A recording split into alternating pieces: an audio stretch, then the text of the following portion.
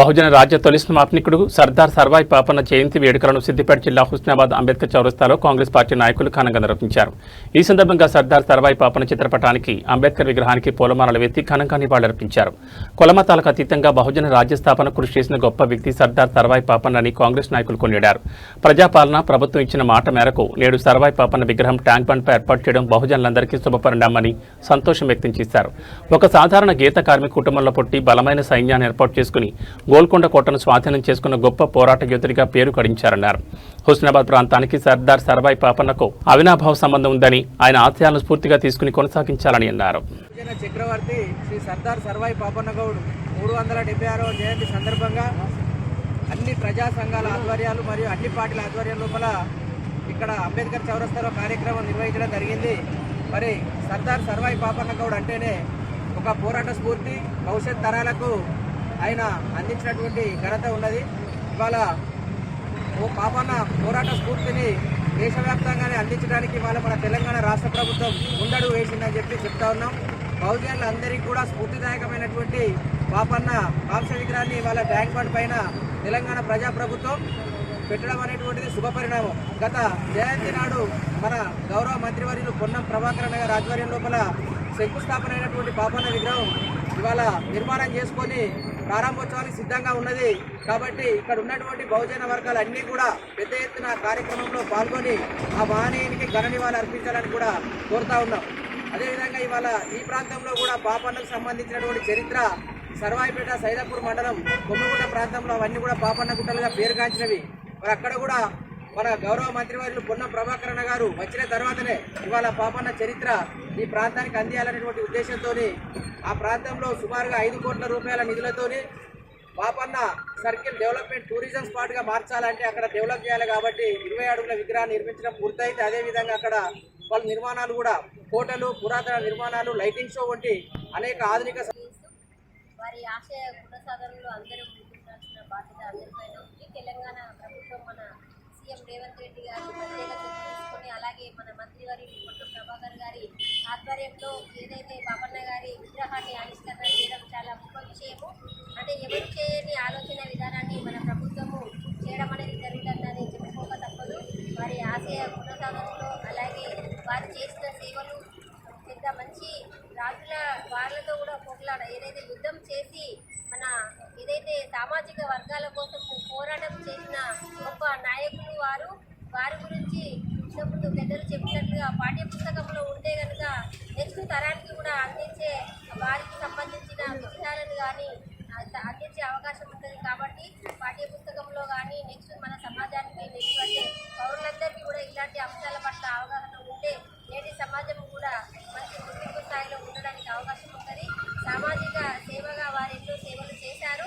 అట్లాగే పాపన్న మన సర్దార్ పాపన్న గారి గురించి ఎంత చెప్పుకున్నా తక్కువే. బడుగు బలహీన వర్గాల కోసం అలాగే గౌడన్నల కోసము ప్రత్యేక చొరవ తీసుకొని ఆనాటి పోరాట యుద్ధమే ఈ రోజు కూడా మనకు మంచి అవకాశంగా కూడా ఉంది అని చెప్పి తెలియజేస్తూ ఈ అవకాశం రాజ్య వ్యవస్థాపకుడు సర్దార్ సర్వాయి పాపన్న గారి జయంతి కార్యక్రమంలో పెద్దలందరికీ పాల్గొన్న పెద్దలందరికీ ప్రత్యేక జైభీములు. మరి మనందరికీ తెలుసు, 3.5 శతాబ్దాల క్రితమే వెట్టి చాకిరీ బానిసత్వానికి వ్యతిరేకంగా, ఆర్థిక మరియు రాజకీయ సామాజిక అసమానతలకు వ్యతిరేకంగా బహుజనులను ఏకం చేసి పోరాడినటువంటి ఒక గొప్ప వీరుడు సర్దార్ సర్వాయి పాపన్న గారు. మరి ఆ రోజు పట్వారీ, పటేల్, జమీందారీ, భూస్వామ్య పెట్టుబడిదారీ వ్యవస్థ కొనసాగుతున్నటువంటి క్రమంలో ఆకలికి అలవటిస్తూ మరి పేద ప్రజలు కూడు గూడు గుడ్డ కోసం అలవటిస్తున్నటువంటి క్రమంలో ఆనాటి పరిస్థితులను అర్థం చేసుకొని, ఆకలింపు చేసుకొని దీనికి గెరిల్లా పోరాటమే సరి అయిన మార్గం అని ఎంచుకొని బడుగు బలహీన వర్గాలకు చెందినటువంటి ప్రజలను ఏకం చేసి ఆయన రాజ్యం మీద పోరాటం చేయడం అనేటువంటి జరిగింది. మరి మారుమూల కుగ్రామంలో మన ప్రాంతంలో జన్మించినటువంటి సర్దార్ సర్వాయి పాపన్న గారు మన హైదరాబాద్ సంస్థానాన్ని కొల్లగొట్టడానికి కూడా ఆత్మగౌరవం చెప్పబడుతుందో అక్కడ వీళ్ళు పోరాటం చేసి బహుజనులందరినీ ఏకం చేసిన నాయకుడు సర్దార్ సర్వాయి పాపన్న గౌడ్.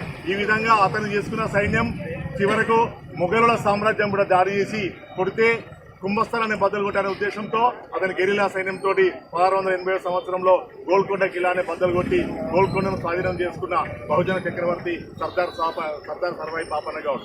మనందరం మన తెలంగాణలో పుట్టినందుకు చాలా గర్వకారణం. మన మధ్య ఆశయాలను అనుగుణంగా మనం ముందుకు పోయి అతని యొక్క ఆశయాలను మనం సాధించాలనే ఉద్దేశంగా ఈ రోజు జయంతి కార్యక్రమం చేస్తున్నాము. ఇదే విధంగా ముఖ్యంగా మన తెలంగాణ ప్రజాపాలన ప్రభుత్వం సర్దార్ సర్వాయి పాపన్న గారి గత సంవత్సరం జయంతి కార్యక్రమంలో ఒక ట్యాంక్ బండ్ మీద విగ్రహం ఏర్పాటు చేయాలని మన బహుజన నాయకుడు, మన శాసనసభ్యుడు, గౌరవనీయులు మంత్రివర్యులు పొన్నం ప్రభాకర్ గారి ఆధ్వర్యంలో ఈ రోజు మన ప్రజాపాలన ప్రభుత్వం ముఖ్యమంత్రి గారి ఆధ్వర్యంలో ఈ రోజు ఒక కాంస్య విగ్రహం ట్యాంక్ బండ్ పై ఏర్పాటు చేయడం ఈ తెలంగాణ ప్రజాపాలన ప్రభుత్వం సామాజిక న్యాయానికి ఈ దృక్పథమని ఈ సందర్భంగా నేను తెలియజేస్తున్నాను. కార్యక్రమానికి విచ్చేసిన మీ అందరికీ కూడా ఈరోజు సర్దార్ సర్వాయి పాపన్న గౌడ్ గారి 376వ పుట్టినరోజు సందర్భంగా ఇస్లామాబాద్ అంబేద్కర్ చౌరస్తాలో ఉన్నటువంటి సోదరులు సోదరిమాలు సర్దార్ సర్వాయి పాపన్న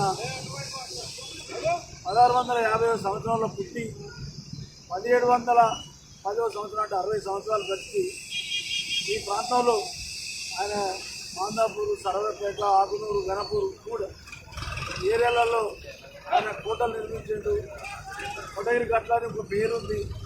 పాత కిల్లా, కొత్త కిల్లా, మడిగేలు, ఎన్నెరు చెట్టు, పచ్చితల పంట, ఇక్కడలోకి ఇవన్నీ కూడా ఇక్కడ ఏర్పాటు చేసాడు.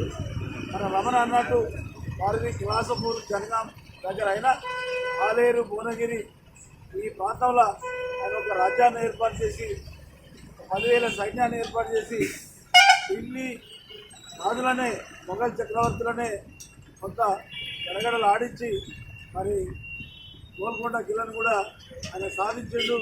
ఆయన సమకాలికులు శివాజీ, ఆయన సమకాలికులు ఔరంగజేబు.